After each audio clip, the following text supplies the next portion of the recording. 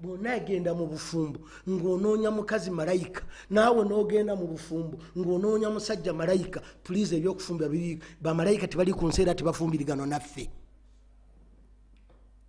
Noonya omusajja ng'okimanyi nti aliko ensobi ye, mbagambye noonya omusajja ng'okimanyi nti jjinja yakolebwa mu ttaka lirina olirumira, ate naawe omusajja okimanye nti omukazi yakolebwa mu lubiriizi, olubiriizi ennyama ewunya. Kati buli omu ategeere nti win-win. Nina okubaako ne byemumiikiriza noona abeeko ne byagumiikiriza, obufumbo butambule. Therefore, my sister, the first right omwami gyakwagalamu kutegeera position ye. Position yo gyali. Nti yalina obukendeevu, nze nyina okubujjuza. Nga Adamu byonna babimuwa mu jjana, naye nga tejja kumuwoomera, nga talinaamu mukyala. Era issue teyali baana. Adamu yalitondeddwa abaana, ne babamuwanga naye bwe yatondebwa. Naye wallahi Katonda teyamuwa baana, yamuwa mukazi. Kyobula ndi osobola okubeera n'omukyala nga tazadde, naye toyinza kubeera n'abaana abataliiko nnyabo. So that is the first right. Mbegayiridde gye mulina okumanya gye tuli. Right ey'okubiri, naye ndowooza ebintu bino okubitambuza seeka muguluma, lekeraawo okuleeta ababuuza. Lekeraawo abakazi mwaga teri kubuuza, naye bwe bituuse ku by'abakazi oyagala babuuze nga sinnaba nakwatula kigambo. Bino ebibuuzo bisuubire bingi nnyo kubanga babibuuza opposite sex. Ate abasajja embuuza tebadde ennafu nga tulayitiza abakyala, naye neyaffe bajja kubuuza nnyo. Basibanga. Right ey'okubiri, eyo right yajjawo oluvannyuma, teyaliiwo mu ntandikwa. Wakati wa Adamu ne Hawa teyaliiwo. Yo right y'obulungi. Abantu Katonda bwe yali abatonda tebaalinawo kweronda nti njagala omukazi nga mulungi oba njagala omusajja nga mubi. Naye ekigambo bulungi kyatandikawo ku mulembe gw'abaana ba Adamu, nga n'Adamu akyali mulamu, kubanga Adamu yafumbiza, yazaalanga baana balongo babiri, muwala na mulenzi, naye ng'akwata omulenzi w'olubuto luno n'awasa omuwala w'olubuto luli. Kati obudde bwe bwatuuka, Habili ne Kabili, Habili yazaalibwa ne mwannyina ne Kabili n'azaalibwa ne mwannyina. Hadi nga Habili yalina okuwasa mwannyina wa Kabili, ne Kabili n'awasa mwannyina wa Habili, ng'Adamu bwe yali akikola. Kati ettaabu nejja, ono Kabili bwe baamugamba nti mwennyoko gw'ozaalibwa naye agenda kufumbirwa Habili, n'agamba nti tekisoboka, mwennyinaze gwe nzaalibwa naye mulungi nnyo okusinga gundi gwe yazaalibwa naye. Siyinza kukkiriza mwannyinaze omulungi ne bamutwala, nyina kulwanira wano. Ekigambo choice y'obulungi weetandikira. Ekigambo choice y'obulungi weetandikira. Era naffe ne tujja ne tugikkiriza. Kyobala ne Nabi Muhammad sallallahu alaihi wasallam yatugamba bw'oyagala omukyala genda omutunuleko, bw'oyagala okumuwasa. Ebyo baseeka abaana abasomesa figgi batunulawa, ebyo si byendiko, naye ekikulu kya byonna genda omutunuleko kubanga olina ky'oyagala. Ekigambo bulungi kiri relevant. Olwayo seeka Muguluma asobola genda mu Sheraton n'asaba akalo, ne bamala essaawa 3 nga bagenze Kagoya. Basooka genda Nakasero kagula, ne basaaka amazzi, ne banoonya n'omukazi mwowina amanyi okukagoya, kubanga ng'abakola mu Sheraton bonna tebamanyi kugoya kalo. Kati seeka Muguluma asobola okumala 3 hours oba 4 hours alinda kalo, naye nga ye kaayagala era ke kakola ki? kekamuwomera. So kati ekigambo bulungi kiri relevant buli omu alina bwakiraba. Kati mutabani wa Adamu yalabanga mwannyina mulungi nnyo okusinga owani oli. Ate ekirifane ng'oli muganda we yakkiriza talina buzibu, naye ono ng'alaba nti oli yasinga obulungi ate gwe nzaalibwa naye ku lwaki bamuoli. Okuttiŋŋana ne kutandikiraawo, era okufa okwasooka battiŋŋana lwa mukazi. Yes, Kabiru yali ayagala awase mwannyina gwazaalibwa naye nga bamugamba alina kuwasa azaalibwa nani ne Habiru. Ate Habiru awasa azaalibwa ne Kabiru. Kabiru n'agaana. Okufa okwasooka kwatuuka lw'abakazi.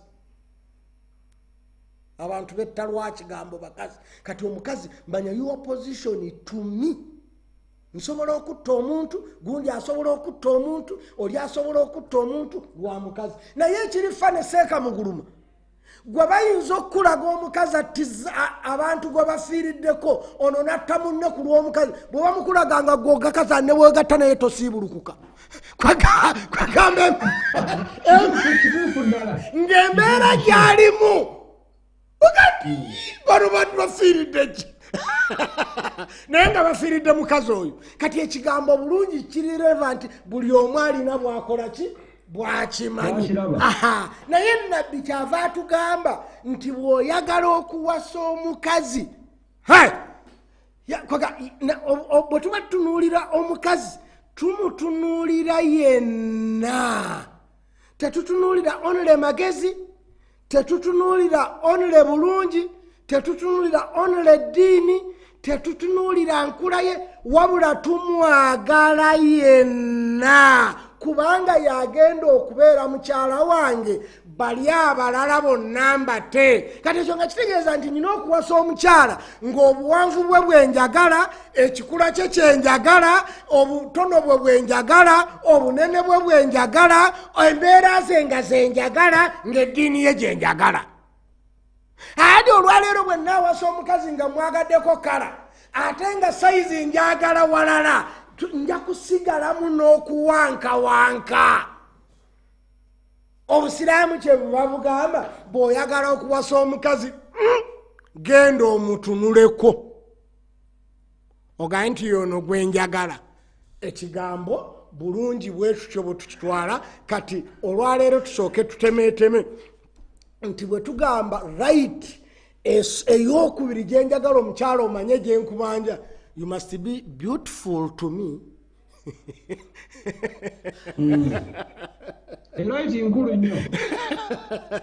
You must be beautiful to me. If you are not beautiful by nature, beautify yourself. Olina okunyirira. Era seeka muguluma mutukola bubi nnyo. Tewali bantu benyiigiranga mmwe abeesobola. Mmwe mulina chance ekyusa. Mmwe mulina chance ekyusa abaana baffe. Muguluma olina sente. Gw'olina okuwasa abakyala bana ozaale abaana abawerako nga balungi. Kubanga gwe sente ze zijja kutwala okuwasa omukyala omulungi. Abantu gwe balaba nti mulungi. Akati nti olwaleero sekadde omwavu nja kuwasa omukazi nga mubi, nzaale mpase abakazi bana bonna babi, nzaale abaana bana mu bakazi, abaana bangi mu bakazi bana nga bonna abaana babi. Wallahi ng'okufumiza omwana nyina kumusibako poloti. Nti atwala oyo muwerako poloti.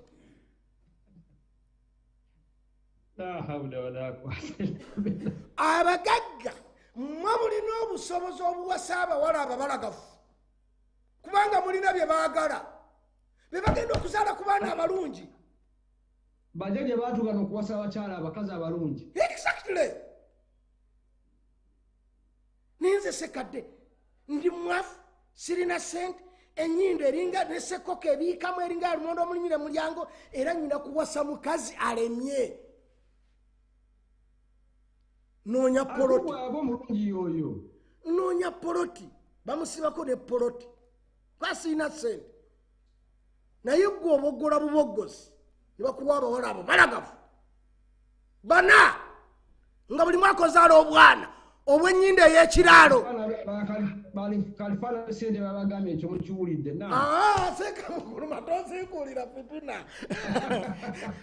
Naye kyenjagala mumanye nti twetaaga nnyo abantu abasajja abalina ensimbi mmwe mulina obusobozi obuzaala ku baana abawerako nga balungi.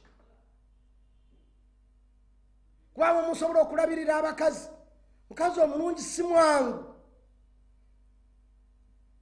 Alina okusigala nga mulungi okumaintaininga, you need money. Kati ekigambo bulungi temukizanyisa mu baana abawala. Si kamogo oli okwagala omukazi omulungi kubanga omutima gw'omuntu gwagala ekintu ekigusanyusa. Ate ffenna tukkiriziganya tewali mukazi mulungi atakusanyusa. Ekituufu. Tetwagala tulimbe. Olwo oli waga nti nedda omukazi kasaba ng'asaala biwedde nga nedda aleka kulimba. Gwe tokimanyi nti n'omulalu na buli yenna aba atendereza Katonda kulwaki siba owasa.